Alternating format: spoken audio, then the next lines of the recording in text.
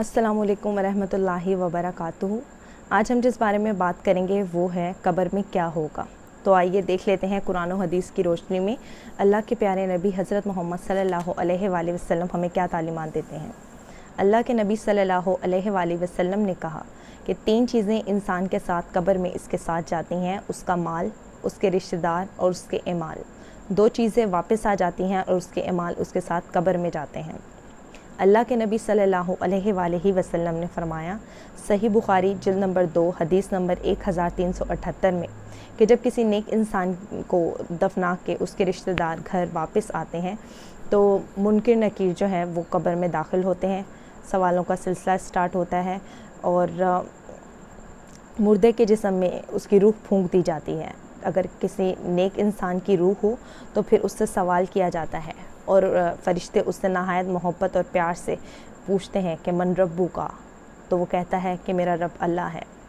फ़रिश्ते पूछते हैं मन रसूलू का, तो वो कहता है मोहम्मद सल्लल्लाहु अलैहि वसल्लम। और मा दीनू का, तो वो कहता है मेरा दीन इस्लाम है। तब अल्लाह की तरफ से आवाज़ आती है कि ये बंदा सच बोल रहा है, इसके लिए जो हम जहन्नुम में हमने जगह मुकर्रर की थी वो दिखाओ। उसके लिए जहन्नुम की खिड़की खोल दी जाती है और वो जहन्नुम में अपना मुकाम देखता है।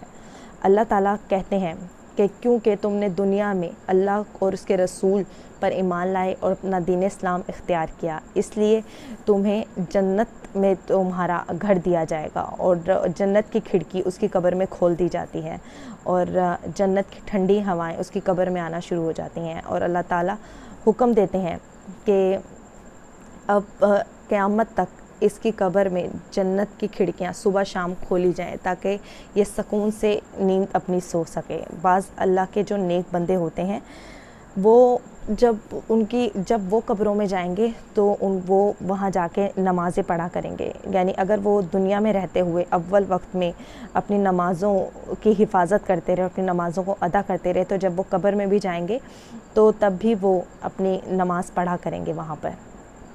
इसी तरह जो लोग शहीद हो जाते हैं उनकी रूहों को अल्लाह ताला हरे परिंदों में डाल देते हैं और वो हरे परिंदे अल्लाह के अर्श के इर्द गिर्द जहाँ मर्जी चाहें सैर व तफरी करते हैं। और इस तरह जो अल्लाह के मखसूस नेक बंदे होते हैं जब उनकी रूहों को भी अल्लाह ताला नेक हरे परिंदों में डाल देते हैं मखसूस किस्म के, और वो भी अल्लाह के अर्श के इर्द गिर्द जो है वो सैर व तफरी करते रहते हैं क़यामत तक।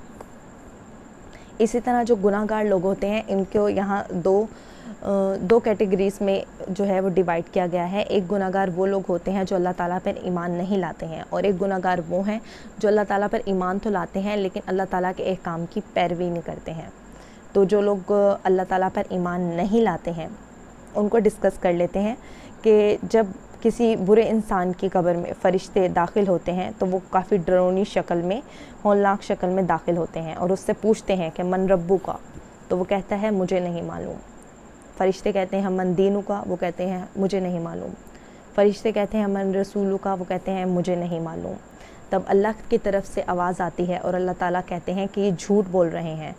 जब ये दुनिया में थे तो इनको बताया गया था, इनको तालीम दी गई थी कि अल्लाह ही वाहिद इबादत के लायक है। हज़रत मोहम्मद सल्लल्लाहु अलैहि वसल्लम अल्लाह के आखिरी बंदे और रसूल हैं, और इनको दीन इस्लाम के बारे में भी बताया गया था।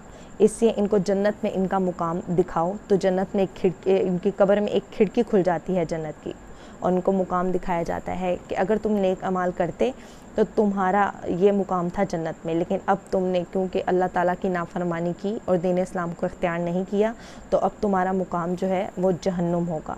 अल्लाह की तरफ से हुक्म दिया जाता है कि इसकी कब्र को जहन्नुम की आग इसकी कब्र में बिछा दो क़यामत तक, और ताकि इसको अज़ाब ही अज़ाब हो। इसी तरह जो लोग मुसलमान हैं जो अल्लाह ताला पर ईमान लाए हैं लेकिन वो अल्लाह ताला के अहकाम की पैरवी नहीं करते हैं, जब ऐसे लोग कब्र में जाएंगे तो उनसे भी फ़रिश्ते सवाल करेंगे 3 तरह के। और जब उनसे सवाल होगा मन रब्बू का, तो वो कहेंगे मैंने सुना अल्लाह मेरा रब है, मैं ईमान ले आया। उनसे कहेंगे मन रसूलू का, वो कहेंगे मैंने सुना मोहम्मद सल्लल्लाहु अलैहि वसल्लम अल्लाह के आखिरी बंदे और रसूल हैं, मैं ईमान ले आया। वो कहेंगे मन दीनू का, वो कहेंगे मैंने सुना था कि इस्लाम मेरा दीन है तो मैं ईमान ले आया। अल्लाह की तरफ से हुक्म होगा कि जहन्नुम की आग का बिछोना इसकी कब्र में बिछा दो, ये झूठ बोल रहा है।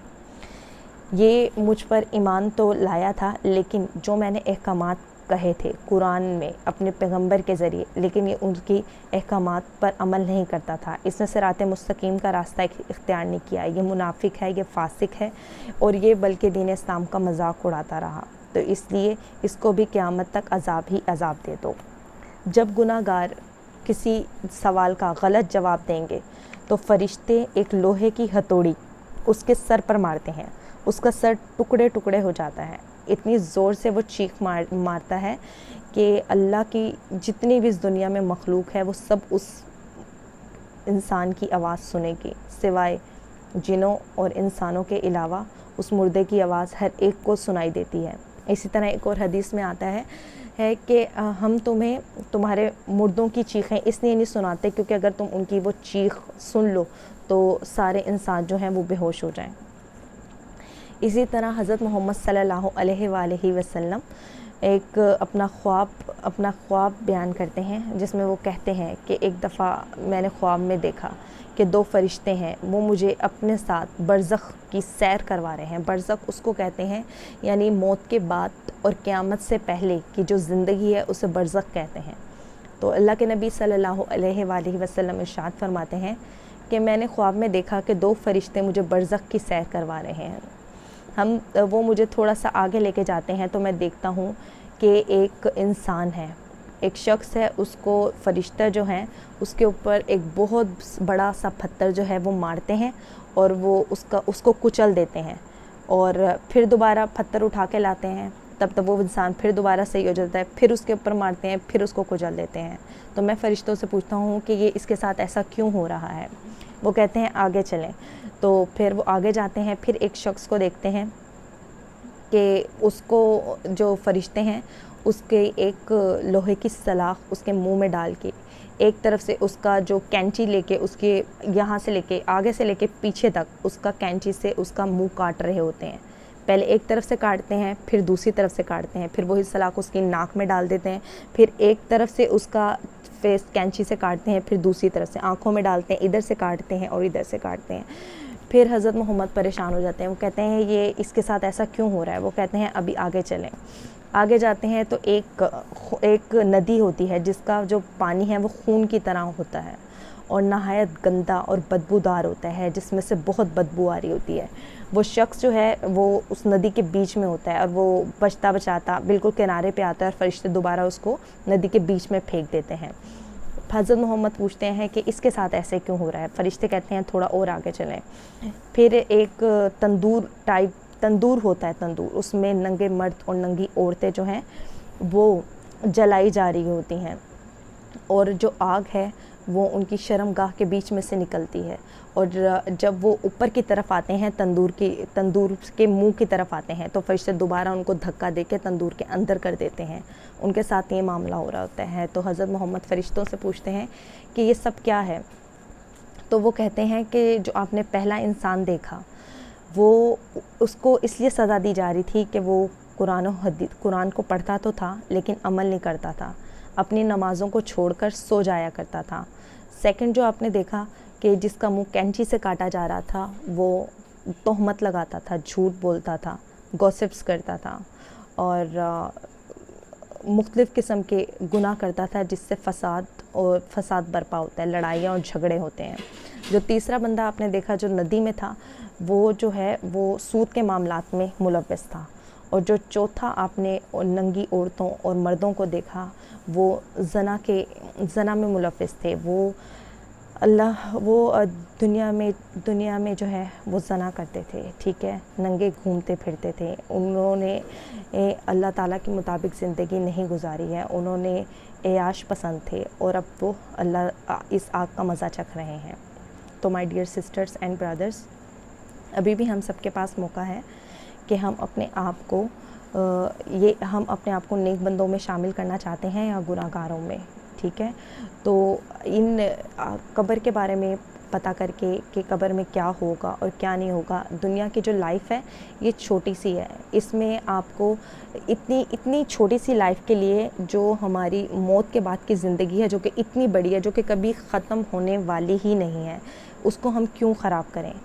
تو اس چھوٹی سی لائف کو ہم اللہ تعالیٰ کے بتائے ہوئے طریقے کے مطابق گزار لیں، تاکہ ہم اپنی موت کو، آخرت کو اور قیامت کے بعد آنے والی زندگی کو ہم سنوار لیں۔ موت کے بعد اور قیامت سے پہلے جو لائف ہوتی ہے اسے برزخ کہتے ہیں، اور قیامت آنے کے بعد جو لائف ہے وہ کتنی لمبی ہے وہ ہمیں نہیں پتہ۔ ابھی ہماری لائف بہت کم ہے اور ایک چھوٹی سی لائف ہے، اس میں ہمارا ٹیسٹ ہے جو اللہ تعالیٰ ہر ایک کو آزما رہا ہے۔ ہر انسان دوسرے انسان کے لیے آزمائش ہے۔ تو my dear sisters and brothers, آپ اللہ تعالیٰ کے ساتھ اپنا رشتہ مضبوط کریں، اللہ تعالیٰ کو راضی کریں، کیونکہ ہم سب کا اس دنیا میں آنے کا مقصد ہی اللہ تعالیٰ کو راضی کرنا ہے اور اللہ تعالیٰ اور اپنی آخرت کو سنوارنا ہے۔ تو اللہ تعالیٰ ہم سب کو کہنے اور سننے سے زیادہ عمل کرنے کی توفیق دے۔ السلام علیکم ورحمۃ اللہ وبرکاتہ۔